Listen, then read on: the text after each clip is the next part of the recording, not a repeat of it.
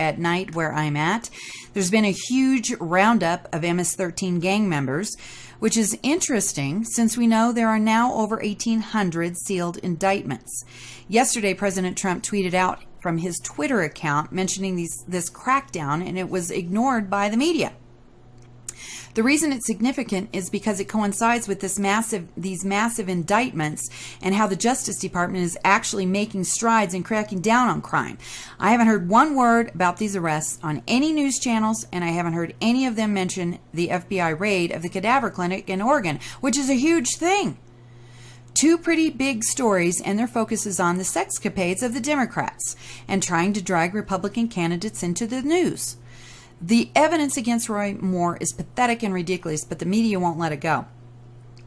For those of you who are new to this stuff, MS-13 is a very well-organized gang who infiltrate areas of the United States committing horrendous crimes and getting away with them because of the sanctuary cities and using little-known legal status to shield them. I don't want to go down that road right now, but Democrats are at the center of the rise in MS-13 with the constant roadblocks they keep putting up. Here's why. Democrats have employed the services of these gang members to do their dirty work. Think Seth Rich, think the Clinton body count. And who doesn't want to get their hands stained with actual blood, but would benefit from a liaison with a bunch of murdering thieves who can be hired? That should lead you right back to WikiLeaks and the mentions of various people who mysteriously commit suicide in awkward acrobatic positions and convenient deaths right before testifying. It also shows that these things are instigated by gangs like MS-13. Let's do a little comparison here. Last year, there were only about 220 sealed indictments. Today, just within a week, the indictments are up to 1,800. Just this week, mainstream media started pushing another group of paid witnesses trying to pin the scandal on Judge Roy Moore. Rhinos don't like him either because the people do, so they're doing whatever they can to pretend they have some moral high ground when we know they're just snakes in the grass. Sex scandals didn't bother the Democrats when Bill Clinton was in office, so what's the problem now? Pedophiles run rampant in the MS-13 gangs and in the Democratic circles. The MS-13 gang members are trafficking children and providing sex slaves all over the country. This didn't bother the Democrats last week. Why are they so appalled now?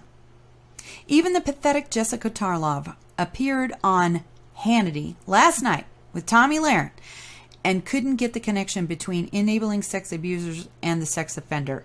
She did what she normally does and kept repeating enabling and abusing aren't the same thing.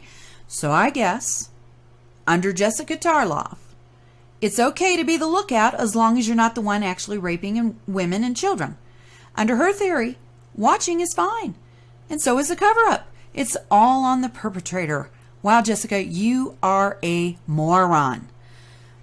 While all of this is going on, wigged out Maxine Waters goes to an award show and starts crowing impeach 45 when she should actually be kicking Al Franken and the Democrats in the nuts.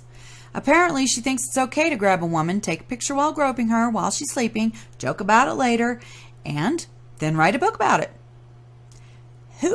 However, if you try to tell the truth about groupies following around celebrities, standing in line waiting to be groped, you've committed the ultimate sin.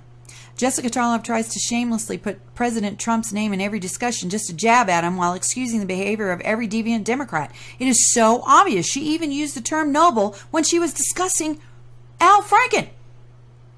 These scandals are just smoke and mirrors covering up the activity behind the scenes, which is clearly making Hillary Clinton nervous. During her last interview, she tried to push the indictments and the investigation to the side, saying President Trump and his administration are trying to deflect from the real issue, which is the Russian collusion. Obviously, someone forgot to give Hillary the memo that even in the Russian collusion investigation, the fingers are still pointing right back at her. Think about this.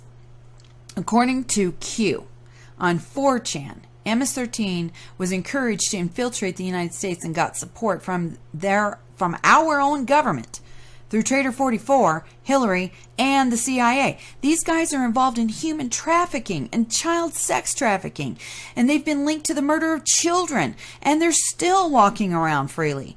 We've even got MS-13 gang members in Durango, Colorado, and liberals' heads are so stuck in the sand, they refuse to acknowledge them. Instead, they provide housing, food, clothing, furniture, whatever they need, including driver's licenses in the state of Colorado, and they're using taxpayer money to fund these people. $1.5 billion. The San Juan Citizens Alliance sounds good.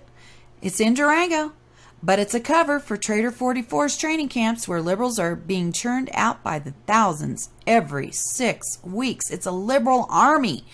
Rather than report this type of news, the mainstream media is focused on President Trump drinking Fiji water and literally tried to contact the water company for a comment on whether it takes one hand or two to drink from the bottle. There's an entire story on this.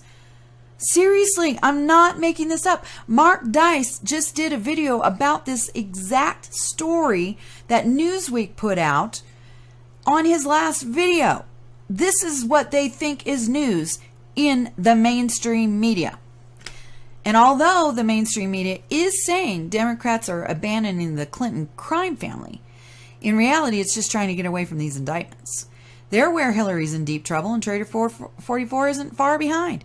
Yes, there's a civil war within the Democratic Party, and it's been put there by the Trump administration and conservatives like me and you. If our three-lettered organizations were really doing their jobs, people like Maxine Waters are going to start claiming senility so they can get out of prison. What better way to hone in the fact she's off her rocker than making public displays of insanity and getting on camera? President Trump is clearly doing his job with these new arrests and sealed indictments. And let's not forget how the media is ignoring the plane and helicopter crash near the Rothschilds' estate today, and it killed 4. We're still trying to figure out who the people were in that crash.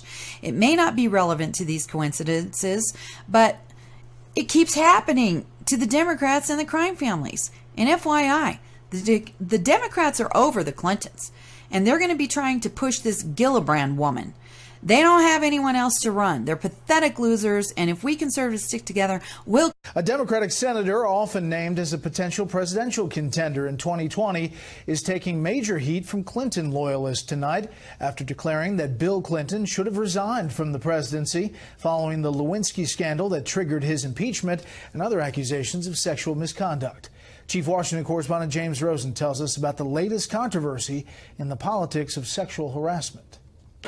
Occupant of the New York Senate seat previously held by Hillary Clinton, Democrat Kirsten Gillibrand told the New York Times she now believes President Clinton Indeed, I did have a relationship with Ms. Lewinsky. Should have resigned amid the sexual misconduct charges that rocked American politics 2 decades ago. Things have changed today, and I think under those circumstances, there should be a very different reaction. For good measure, Gillibrand broadened her condemnation to include the Republican incumbent. And I think in light of this conversation, we should have a very different conversation about President Trump. Prominent liberals at the Times, The Atlantic, and MSNBC have demanded a reckoning with the Clinton era when progressives and feminists defended the president and in some cases attacked his female accusers, among them Juanita Broaddrick, who claimed Mr. Clinton raped her in a hotel room. Thank you for welcoming the President of the United States. The former president had stumped for Gillibrand, prompting Philippe Reines, the acid-tongued former spokesman to Mrs. Clinton, to tweet with reference to the president's acquittal at his impeachment trial. Senate voted to keep President Clinton,